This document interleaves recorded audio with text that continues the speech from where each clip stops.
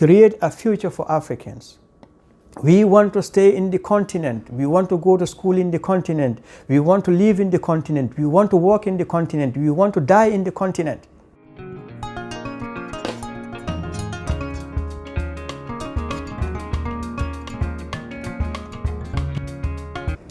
Hello everyone, my name is Lamarana. Welcome to the Halad Africa show. If you're please new to this channel, subscribe, share, and click on the notification button. Yes, I am excited. I want to talk to you about Africa. Africa, the giant of the world. And because there is a lot of discussions going on online about Africa and the future of Africa, which I think is very important, especially in these trying times. I believe that it is time for Africa to reevaluate her relationship with the rest of the world. I think it's time for Africa to take a new pathway. I think it is time for Africa to steer our own affairs. For far too long, Africa has been depending on the rest of the world to solve her problems. And I think the time has come for we, the Africans, to look inwardly, because Africa's problems cannot be solved by outsiders. Africa's problems is only going to be solved by Africans, and it is going to be a solution which is created within Africa and by Africans. As a student here, studying how international organizations operate, I find out that Africa is not represented at all. And I think, like I said a while ago, it is time for us to evaluate our relationship with the rest of the world. And I'm going to look at very few organizations here. First, I want us to look at Africa's relationship to the Commonwealth, because I believe that our association with the Commonwealth is not serving our interest. And the reason why it is not serving our interest is the so-called Commonwealth. We have nothing in common with the British. What we have in common is with other countries that were one time colonized by the British. Because the only relationship that the Commonwealth members have with Britain is that of a colonizer and the colonized countries. And you find out that our interest is totally different. Our experiences are totally different, because here we have the abuser, we have the perpetrator, and we have the victim.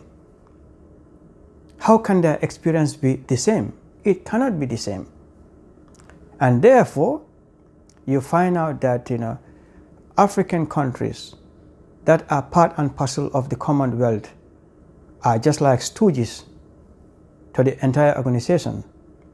Since the Commonwealth was set up, the leadership has never rotated. It has always been the Queen of England.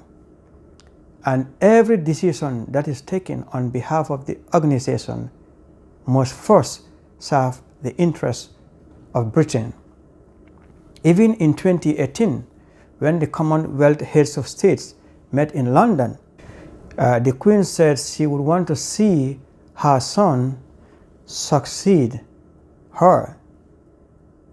And all the other heads of state cheered and celebrated that, as if that is what is in the interest of the member states. The Commonwealth is to promote commerce and trade between member states. And we found out that this is not true, because most of the African countries, if they want to get access to the British market is almost impossible. Britain should serve as a gateway for African countries to get access to the European market. But you find out that most of the countries in Africa cannot have access to the European market despite us being part and parcel of the Commonwealth. So where is the interest of African countries being a member of the Commonwealth? There is no interest for us because we are not seen as equals when it comes to the Commonwealth. The relationship that we have is that of a master and a servant. And I think it is high time for us to see what is happening. We should be part and parcel of the decision-making mechanism of the Commonwealth. We cannot just be rubber stamps implementing whatever the Commonwealth decides. And here, when I say the Commonwealth decides, I'm specifically referring to Britain. Because our membership of that organization is not helping us. It is not helping us. Because what have we achieved being part and parcel of the Commonwealth? Britain is gaining 100% more than any other country. Most notably, the three countries that are benefiting from this organization is Great Britain, Canada, and perhaps India. But none of the African countries is truly benefiting from this membership.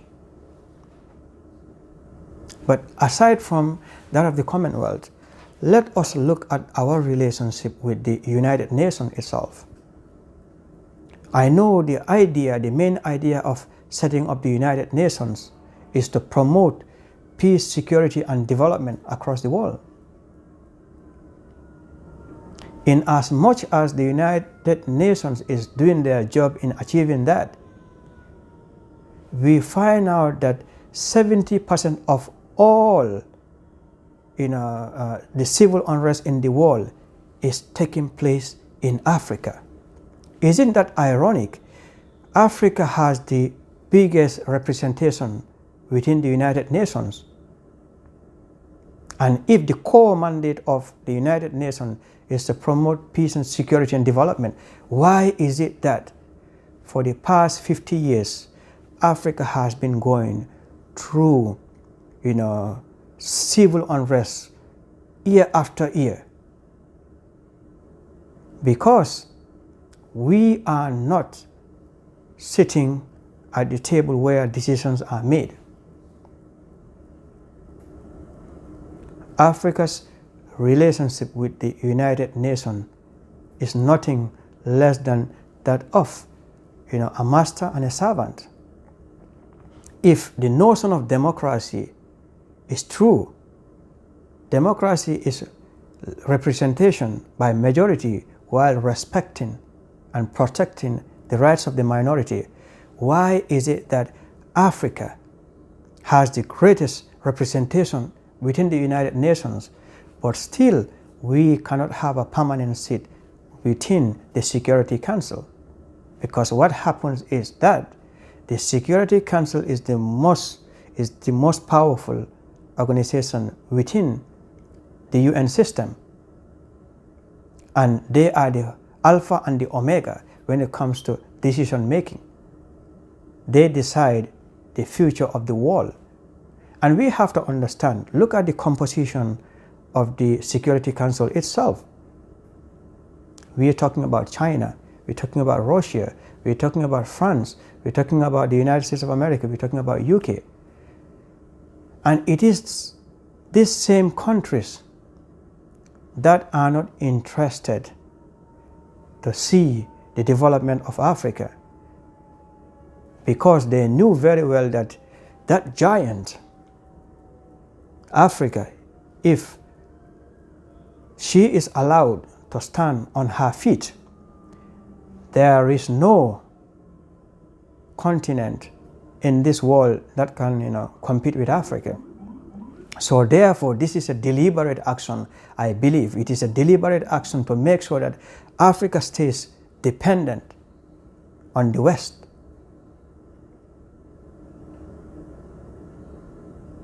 So I think it is high time for us to reevaluate our relationship with the United Nations. But also, let's look at the IMF and the World Bank. Why is it that since independence, African countries cannot attain development despite our membership?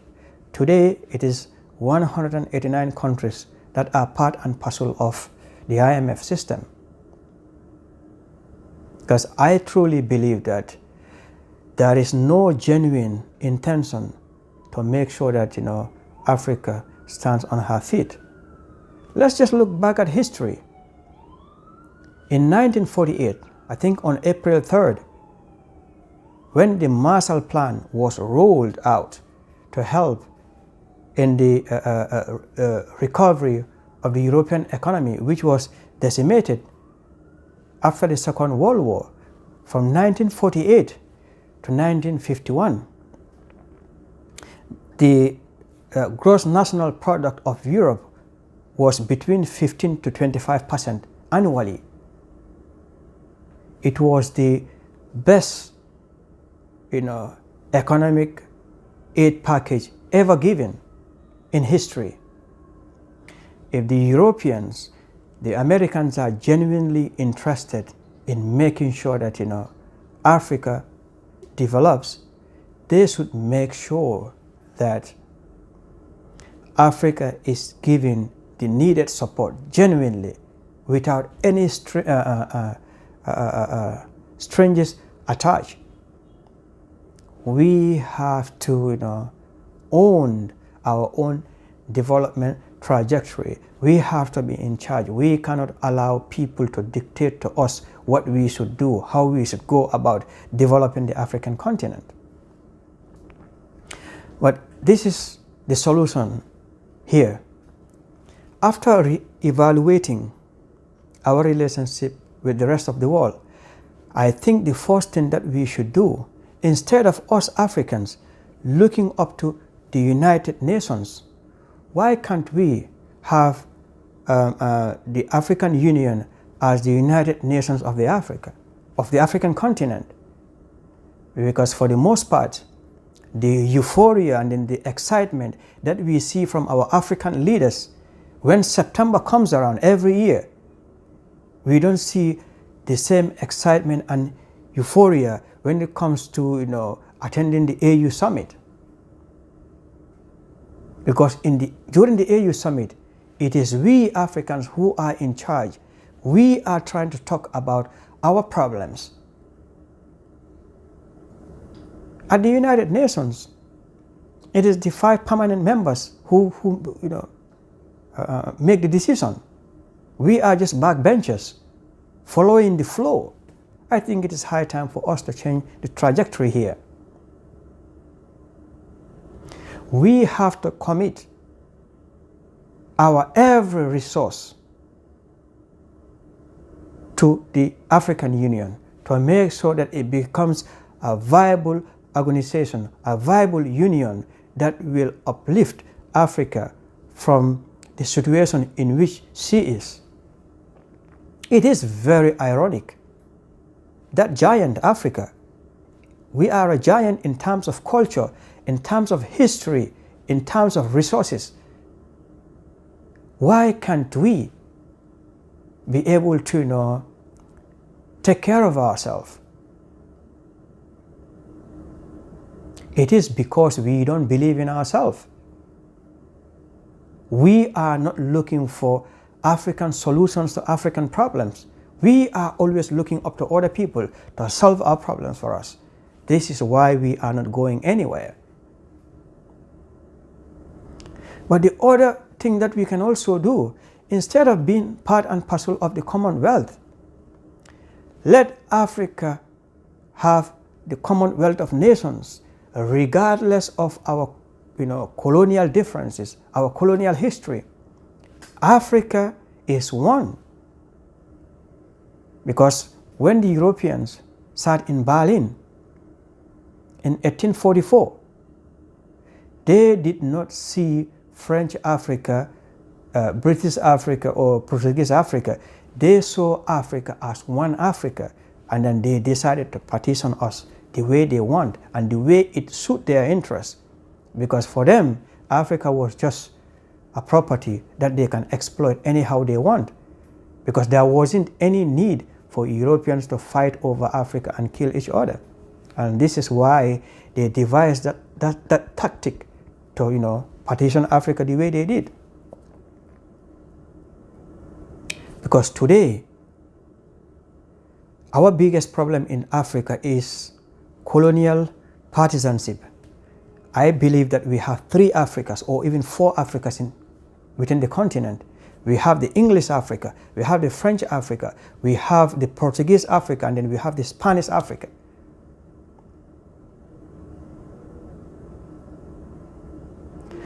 The African countries pay their allegiance to their former colonies. You have the British Commonwealth, you have the French Federation of Former Colonies, whatever you call it. And we see what is happening, what the French are doing to Africa since independence to today, exploiting Africa in excess of $500 billion or more every year. This is inconceivable. It is utter craziness. For me personally, I cannot understand what is the problem with our African leaders. What is the problem with the African leaders?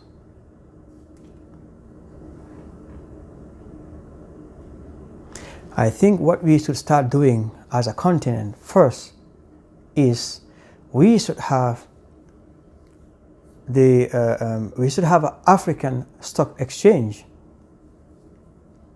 like what the rest of the world is doing. The Europeans have it, the Americans have it.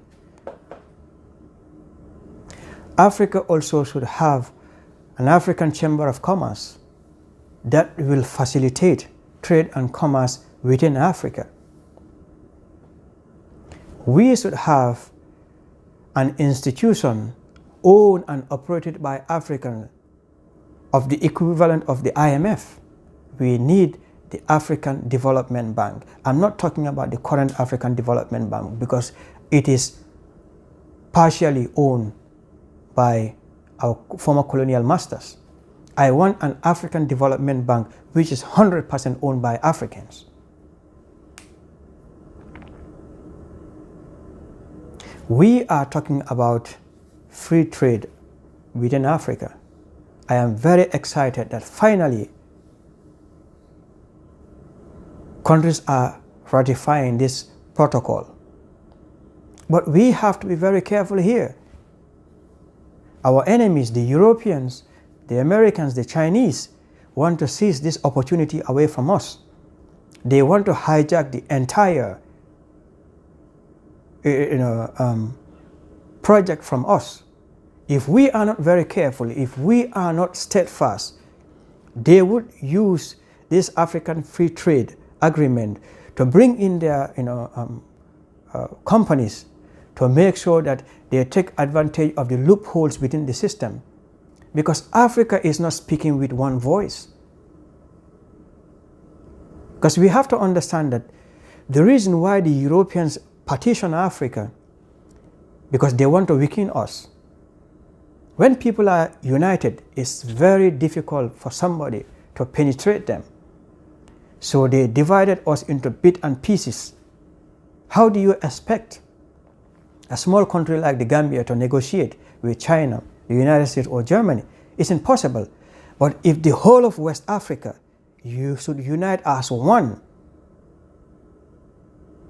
and have a development proposal for the entire region, wherein any foreign investor that comes into West Africa, regardless of which country you go to, whatever agreement you're going to sign must be compatible to the development trajectory of West Africa. And this is why I think having that Chamber of Commerce is very important, because we will have a market policy which is across the board. This way, any country that is going to sign any agreement with any foreign power will make sure that whatever they are doing is in the interest of their individual country, but also in the interest of the entire Africa. It is true that we can salvage development in the continent.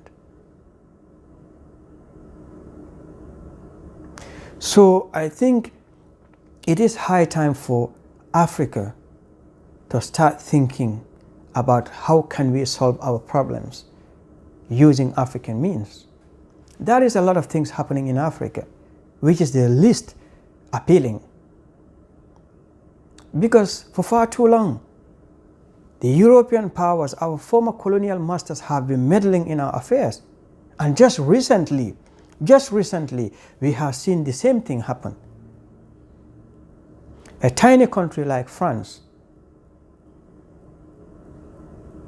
has been meddling and is still meddling in the affairs of the country. I'm going to give you this example.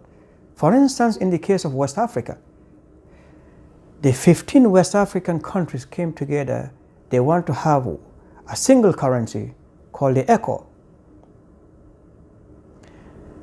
The French West African countries hijacked the entire project led by President Ouattara of Ivory Coast, went to France to negotiate terms and conditions which are favorable to the French-speaking countries in West Africa, while sidelining the English-speaking West African countries.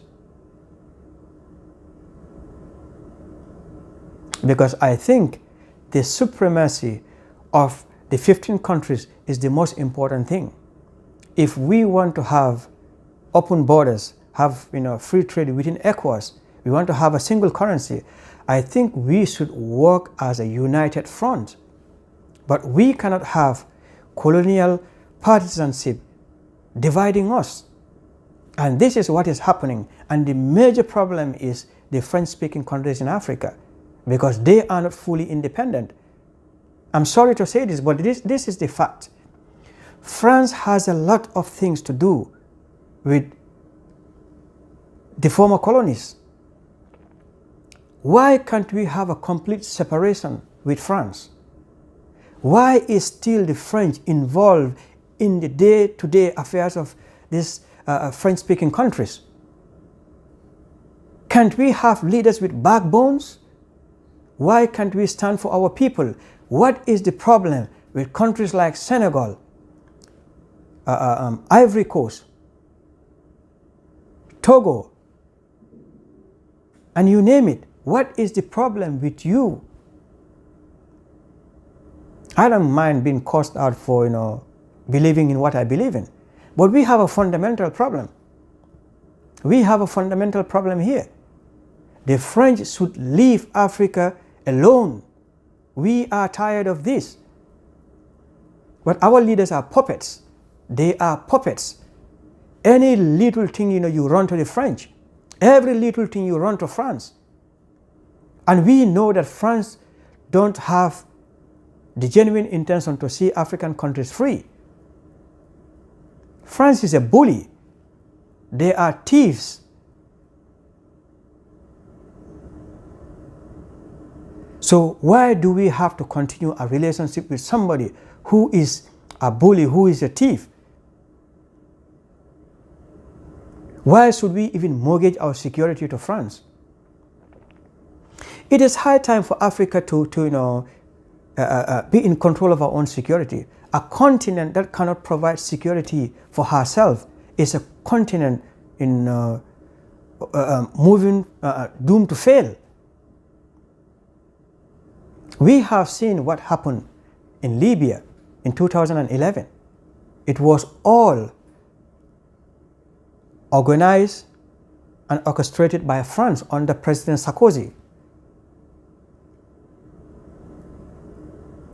The biggest mistake that the African countries did was to allow France, Europe, and the US to boot Gaddafi out of power, because they knew that if Gaddafi should have stayed, that man will make sure that Africa is united, because he is putting all the resources necessary to make sure that Africa becomes a united continent. But today, the entire AU, over 60% of the AU budget is sponsored by Europeans, Chinese and Americans. Somebody who feeds you, controls you, they will dictate the terms for you. When the Europeans are having their European meetings, you don't see African heads of states there unless they are invited. They might invite 1 or 2 presidents, that's it. But wait till the African summit comes around. You look inside the hall, you see more white faces, you see more European representation than Africans, because our agenda is dictated to us by the Europeans and the Americans, talking about silencing the guns in Africa. How many instability? Almost 19 countries in Africa today are in one way or the other unstable. And when you look at those countries, most of the issues are as a result of European interference. Where is the so-called sovereignty, whatever you call it? I think it is important for us Africans, to be in charge of our own security. Because in as much as I'm very hopeful for the future of Africa, sometimes it is also very annoying. Because what I don't understand is, why can't you stand up to these European powers? Why do we? Because we know that whenever we need help, we have to go and borrow money from them. We have to make sure that we harness the resources we have on the continent. And this is why this free trade is very important. We have to open the borders.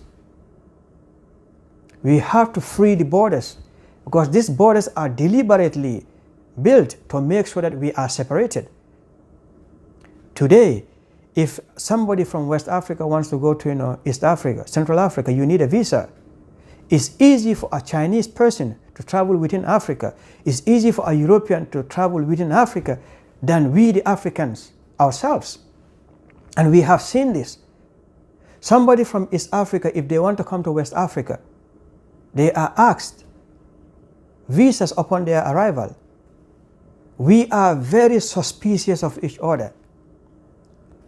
I have watched a video from Wadumaya, some of the experiences he faced in South Africa, in Kenya, and even his crew, some of the experiences they had at the border between the Gambia going to Senegal. What is the problem with the African? Our leaders are seriously failing us. We don't want ceremonies. We want you to meet at the AU, discuss pertinent issues about Africa. We have to end this hypocrisy. Neighboring countries, not at peace with each other. Neighboring countries, suspicious of each other. Who does it serve? It is serving our enemies. They don't want to see peace in Africa. We have to understand that from slavery we came to colonialism, colonialism to imperialism. From imperialism we have this new world order called globalization. Globalization itself is not working for Africans. Because what the West is doing, they want to streamline the economic activity of the world through the IMF, the World Bank, and the World Trade Organization. This way, they will decide for Africa what to do. We cannot access markets in Europe, we cannot access markets in China, we cannot access markets in the United States of America. There is no fair trade between, there is no trade balance between Africa and the rest of the world. This is because we cannot even facilitate free movements of people and goods within Africa, much more facilitating business between Africa and the rest of the world. Africa is basically importing everything from the rest of the world. Why do we still continue to be considered as the periphery of the West?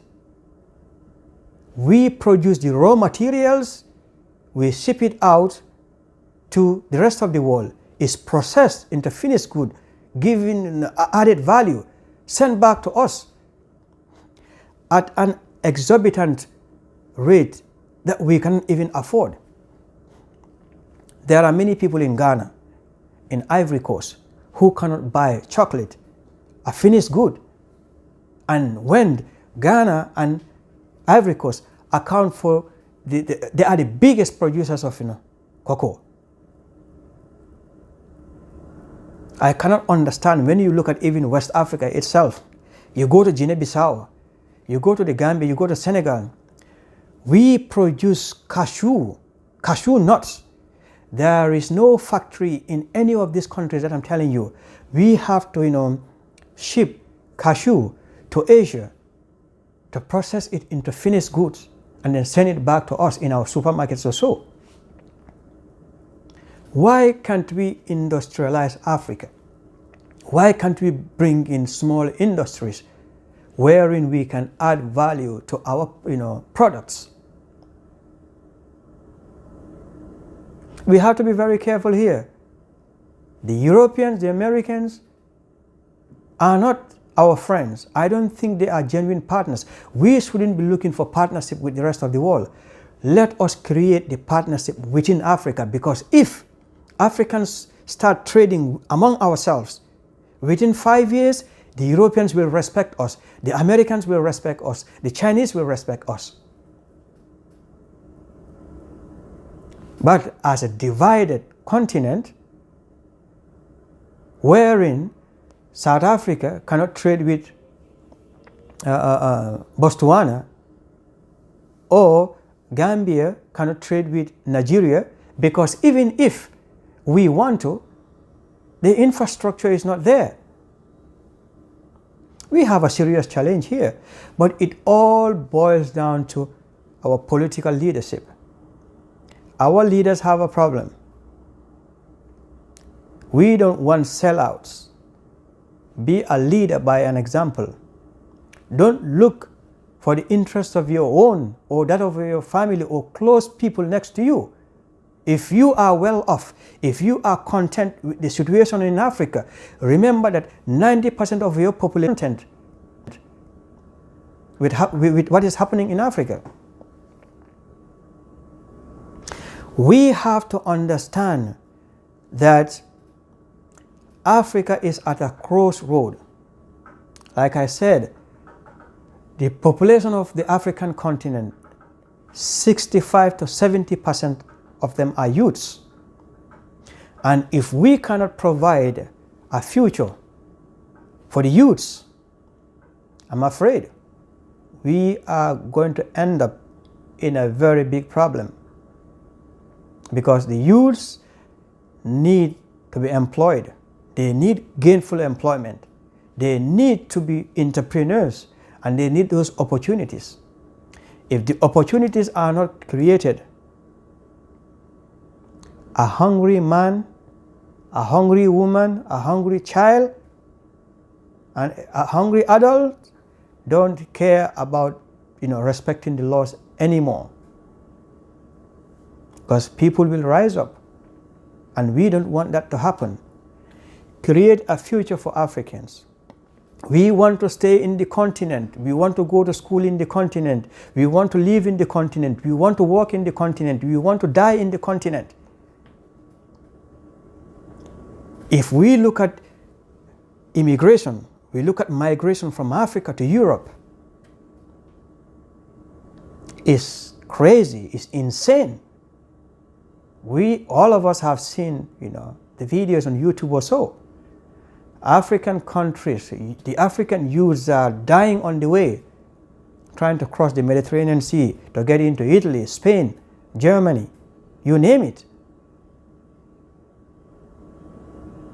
When we have all the resources to provide gainful employment for Africans within the continent, is because we are not tapping into those resources. We are not using it the way it should. We are allowing Chinese people. When you look at East Africa today, you find Chinese everywhere. They come to Africa, set up businesses, exploit our resources, send everything back home.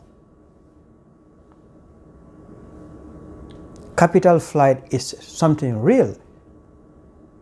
Because when the Chinese come to the continent, they don't care. They don't want to know about our culture. They don't want to learn about our language. They don't even want to deal with us. We have seen videos, what happened in other countries like Zambia, Namibia. We have seen even in Kenya. Chinese are coming to our countries, treating our own citizens as if they are foreigners, because we allowed them that. Go to China. Africans find it difficult to set up businesses there because the Chinese make sure that they protect their businesses for their own people. We have to be selfish. Sometimes it's okay for people to tell you, look, you are very nepotic. It's fine. Nepotism is something which we should be proud of as Africans. You go to the streets, even in Senegal. I watched a documentary a few years ago. The Chinese are taking over the market in Senegal. You go to Kenya, it's the same thing. You go to Namibia, it's the same thing. And we have to understand that our African business people cannot compete with the Chinese, because first, the Chinese are producing, they are manufacturing all these products in China at very cheap rates. They bring it to Africa, to our communities. They sell it at a very cheap price. Our business owners cannot compete with them. And our consumers, the Africans, will prefer to patronize a Chinese business person than going to their fellow Africans. We have Indians in Africa taking over our continent. Go to South Africa. The economy is controlled by white South Africans and Indians. You go to East Africa, and now their target is West Africa. We have to be very careful here. If they have to come and invest, they have to come genuinely, and certain aspects of the economy should never be given to foreigners to invest. I am very excited in the sense that the conversation is going, and I will seize this opportunity to thank a few people. First and foremost, I will thank P.L.O. Lumumba Professor. I ceremoniously watch your seminars, your speeches. I will also thank the former AU ambassador to the United States. And also I will extend the same appreciation to Julius Malema of South Africa. I think he is a very good leader. He speaks for African unity.